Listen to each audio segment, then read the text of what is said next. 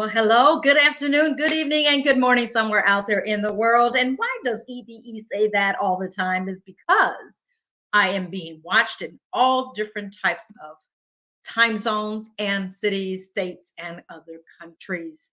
Welcome once again to Real Talk with EVE. And it just gives me a great pleasure to bring a powerhouse, another powerhouse here um, today. And it's just, some people are very busy. And of course, this one young lady that is coming on today is very, very busy. So I'm so glad, humbled, and honored by the opportunity that she made time to come and talk to you, to our beautiful audience. And, human trafficking is a prevalent thing that's going on. It's been happening for years, but we need to bring more awareness. And so I'm bringing this beautiful young lady that has spearheaded Rahab's daughter. So without further ado, I'm going to bring her up for in the essence of time. And so I hope that you've taken time to grab a pen and paper because you may need some of this information. So yes, we're going to welcome Sharmila. Sam, how are you? Good afternoon. I'm well, thank you. How are you? Wonderful. Now I'm not going to try to pronounce your last name. How do you say your last name? Wijeyakumar. Say that one more time. Wijeyakumar? Wijeyakumar. Wow, that's so pretty. What does that mean? I don't know what it means, but it's Sri Lankan in origin. Sri Lankan. Okay. So are you part Sri Lankan? Is that what you're saying, maybe? Yes, I am full Sri Lankan. Both my parents are Sri Lankan, so Wow. Okay. I did not know that. See, I'm learning something new every single day. And of course, as I was just mentioning, Sam, if I can call you Sam for Sharmila, of I think course. that's how you have it on your LinkedIn. Mm-hmm. It's been a pleasure to have met you some time ago in the city of East Chicago with your husband as well. And I want to say that I don't take credit for it because I learned it through you that the biggest many people don't want to talk about human trafficking, but this is a topic that many need to talk about and be aware that it could be happening right behind their backyard, right here in Northwest Indiana and Chicagoland area and everywhere else. Is the fact that I always ask everybody, Sam, do you know where the biggest rescuing of human trafficking or victims of human trafficking take place? And no one can guess, but thanks to you and Donato, you've taught me where that people are in awe when I tell them where. And correct me if I'm wrong. Well, I'll let you say it, but but Generally the big speaking, sporting events, large conventions, anywhere where a lot of people are gathering is going to enhance human trafficking. And the numbers on how much the enhancement is change depending on who's been doing the research, but it's Mhm. anywhere from 10 to 25% more at these sorts of things. And that's everything from the Super Bowl to the Olympics to NASCAR to large conventions. And it's not the fault of the sporting event or the convention.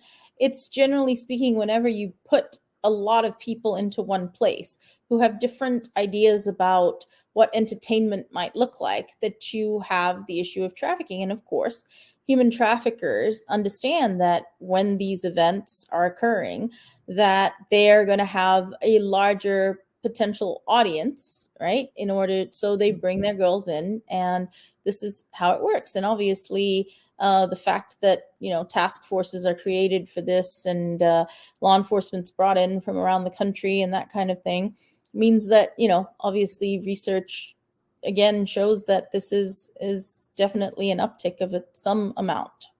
Wow.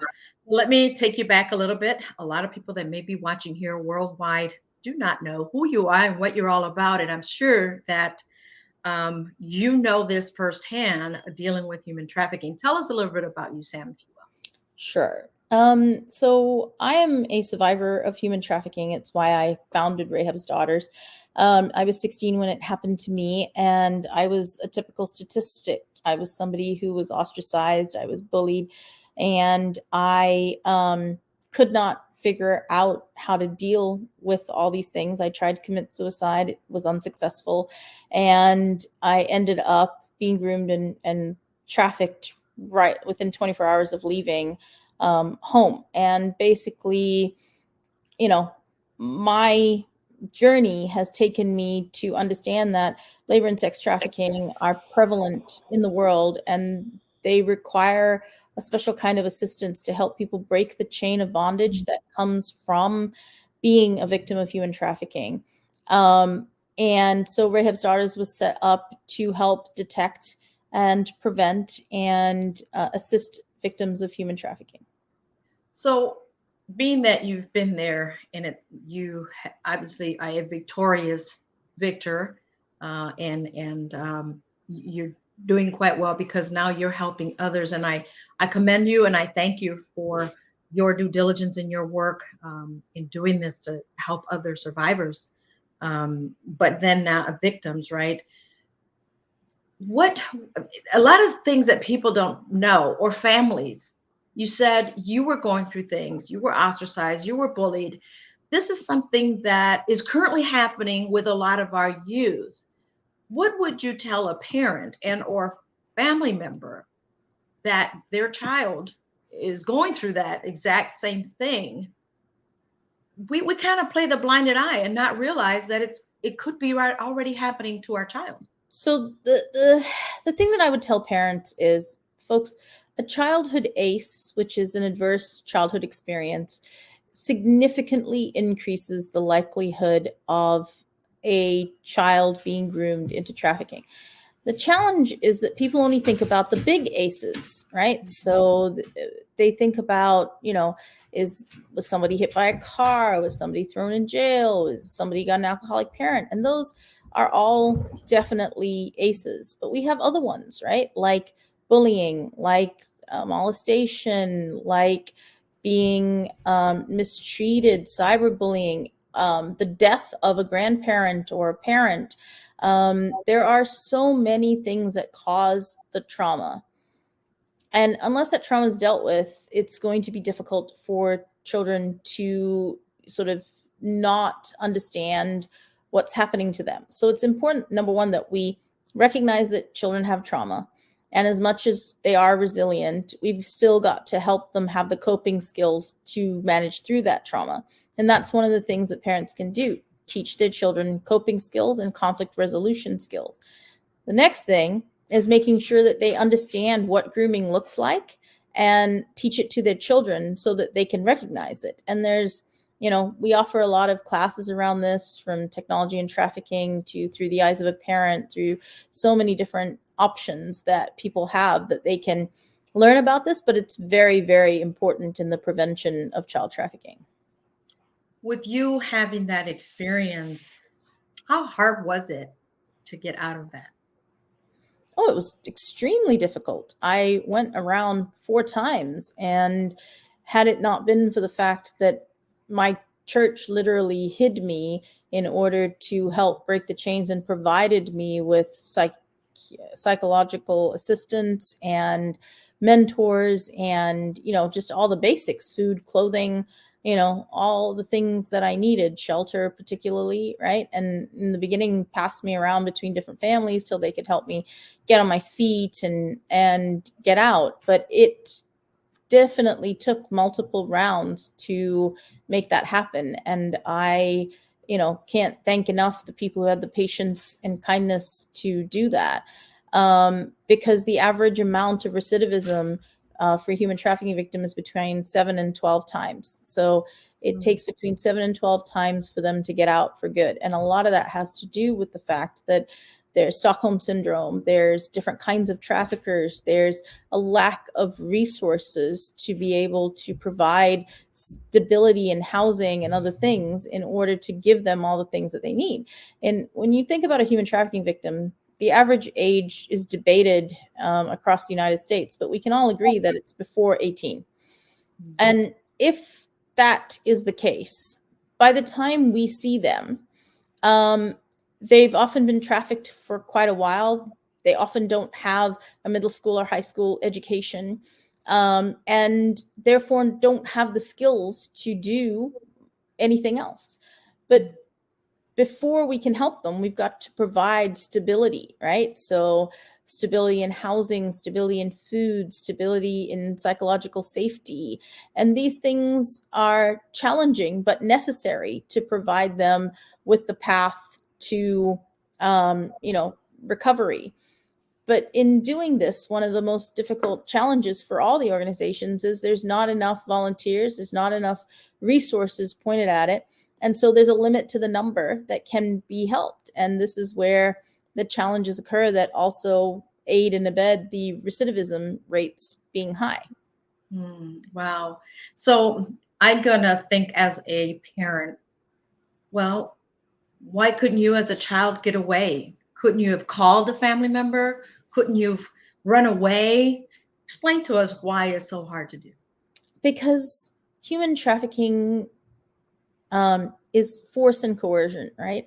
So in the beginning, I was locked up in a room with no access to phones or anything else. And sorry, 1 second. No problem. I'll be right back. Sorry. Yeah, no problem, no problem. So you guys are listening to a phenomenal woman. She travels worldwide, and you'll get to hear from her. Rahab's Daughter is not just a local organization. She has expanded her and her husband and the team to different cities, different states. But if I'm correct, outside of the country as well, as you all may know, our kids from America end up in other countries. And I'm going to ask Sam about that as well. And her being a survivor is who's best can tell you. She's the expert. So, Sam, as we were saying, you were locked up for some time. Yes.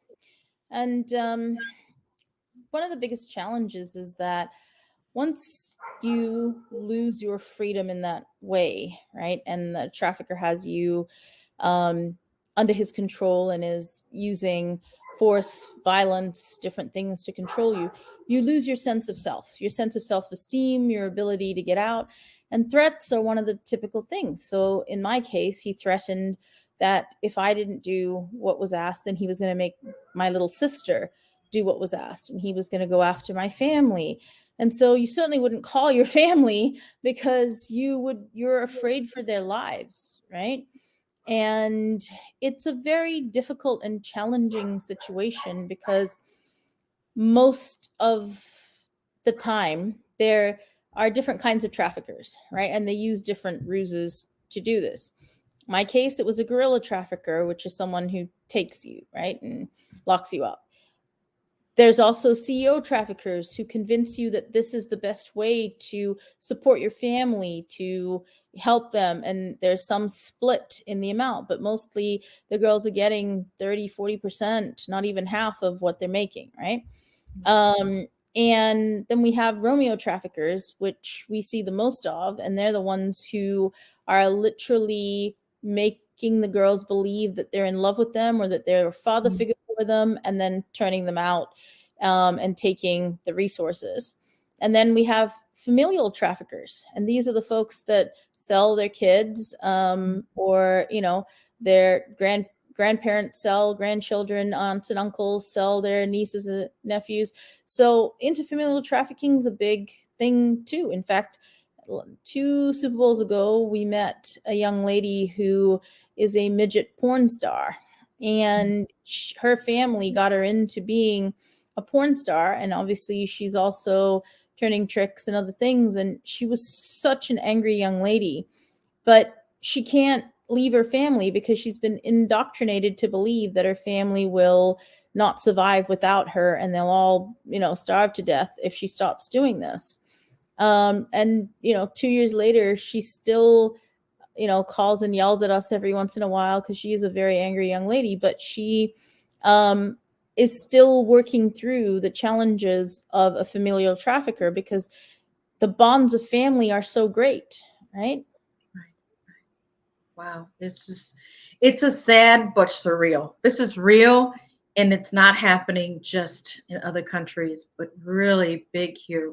Well, where would you say, because I've read in your bio that you've actually traveled to other countries to also help in this. Where in the world would you say is, if it exists, is the highest trafficking? India, being by far. India, by far. in Labor and sex and child trafficking. Wow.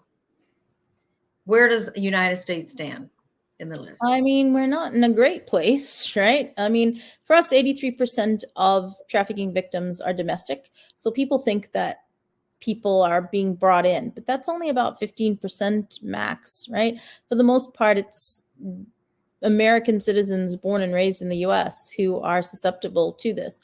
And a lot of times it's childhood ACEs, it's poverty, it's a variety of things that, get them into this. And at large sporting events and conventions, it's often the grooming that happens online, right? So someone will put up an ad. So one of the rings that we broke at the Tampa Super Bowl was a guy who was asking for models from all around the country, and Mm, he actually brought in, I think, 19 girls into the city and turned them out to turn tricks, and we happened to rescue one of them, and that got the trafficker arrested. But he was, he had abandoned her, then he came back for her, and we were able to, with the help of the hotel, get him arrested right away.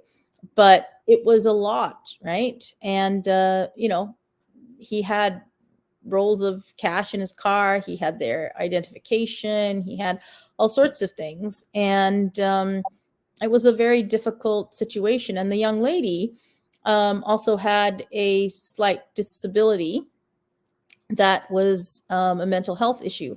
And so, she was even more susceptible because of that, right? And in her case, we were able to assist her by getting her home to her family and then providing wraparound services to help her deal with it. And in her case, she was only trafficked for 6 days. But even in those 6 days, a lot happened, right? But the ads that go out for these sorts of jobs, I mean, people should be aware that if your kid says they're going to be a model or a photographer or a cheerleader or whatever, a dancer, etc., it is very important that someone go with them to the new city. If never send your kid alone for any of these things, and because most of the time they're scams, right? Or a lot of the time they're scams. And so and in this case, the guy had a legitimate business that was a denim company, and he legitimately, checked out if you looked at him online. So I can understand why so many fell for the scam. But it's super important to make sure that, you're protecting your family by going with them to these sorts of things. If someone's moving out of town to take a job or whatever, someone should go with them. It shouldn't be a thing that happens alone. and for them to the adults to do their due diligence, to do all the research. Several years ago, I read an article where their two young girls told their parents they were going to be models and they were going, I think, New York, and they were given the tickets, but the children or the teenagers were not aware that it was just a one way. And they told them they didn't need any bags, they didn't need to bring anything other than themselves and their personal belongings, and that, whatever they needed at first. And so the not a flight attendant, but actually a ticket agent was noticing that these girls didn't know where they were going, didn't know who they were going to meet. And luckily, this young lady, the ticket agent, was asking all these questions and said, "This is strange. And you don't know who you're meeting, and it's only a one way." Right. They didn't even pay attention that it was a one way. So thank goodness that that ticket agent stepped forward and was, I think, nosy enough, if you will, to actually test what's happening by asking them questions. And then she said, "This is not right." So she says, Yeah. she called in someone else, so they found out that this was all going to be a scam. So thank goodness these girls didn't get to fly wherever they were going. Sam, I'm putting down on the bottom for those of you that are watching, the website is there, rahabsdaughter.org. The hotline number is there. Um, what is it that I know that you just had a fundraiser, I believe, just took place on the 15th, right? Golf outing. Mm-hmm. What are you guys doing next? I hear great news. Canada, I think that's where you Yeah, are. so we just opened our Canadian chapter this week. We're super happy to be on, expanding north and being able to assist. There's definitely a problem, of trafficking across the the borders, particularly from the different border cities. So like the Windsor, the Buffalo, the Montreal, like all the different borders. And the challenge is obviously it's a few things. Number one, the drinking age is lower in Canada, so it's easier for traffickers to bring girls up here, and also for Johns to bring girls up here to partake of the liquor. Secondarily, we do have the issue with Indigenous populations, and I think on both sides of the border we have great challenges with Indigenous women going missing. And this is a big, piece of the puzzle and part of why we wanted to move northward. We've been working in Alaska and in Buffalo for a while with some of the Indigenous populations, and it's important work because, unfortunately, when you think about the mining industry, the utilities industry, the, amount of construction that's happening, the fact that people are away from home for long periods of time, right? A lot of folks here in Canada, for example, work 3 weeks up in the middle of nowhere and then 3 weeks home kind of thing. And the companies fly them back and forth. But there's literally nothing up there to do, right? So there's very little Wi-Fi. There's no cell reception. There's no activities, right? Except for work and they work like generally 12-hour shifts. So, and they work 7 days a week for 3 weeks and they kind of come home and have 3 weeks off sort of thing. But while they're away, one of the things that traffickers do is provide this type of entertainment. So be it stripping or, sexual favors, these sorts of things. The challenge is that, obviously people are lonely when they're away for that kind of time, and traffickers take advantage of that. The challenge, though, is that those conditions are extremely difficult to live in. And imagine if you are the, for example, the only prostitute working that area, you're going to get used and abused, and generally they, can get killed or they can just die from the overwork, but they certainly often don't make it back. And these are some of the challenges that we face in the Indigenous communities because they go missing and they just don't quite make it back. So things that we have to think about and consider, right? And research needs to be done in these areas because, a lot of this is speculation on the part of the organizations like myself that are helping, but we'd love to see some more university research done on these topics because we do need to consider why so many of the Indigenous are in fact, disappearing. I did not know that. And we're talking about the borders, and I've often spoken about us having such a free border south of us in Mexico. And I know that there's a lot of, as we call them, coyotes, but there's a lot of trafficking going on. Would you say that because of whatever's going on with the borders, that actually is a higher risk to have more traffickers coming in? For sure. For sure, the fact that trafficking is coming across the borders in all directions, right? So the World Trade Organization actually, and I think the World Health Organization helped, and the ILO, there's actually some maps and of like the trafficking routes. And we know for sure that coming out of South America and into the US through Mexico, we have a trafficking problem. And, it's both adults and children. And it's certainly, some of it is done like they come in with visas and that sort of thing. Right. Some of it isn't, right? Some of it is that they're crossing the border illegally.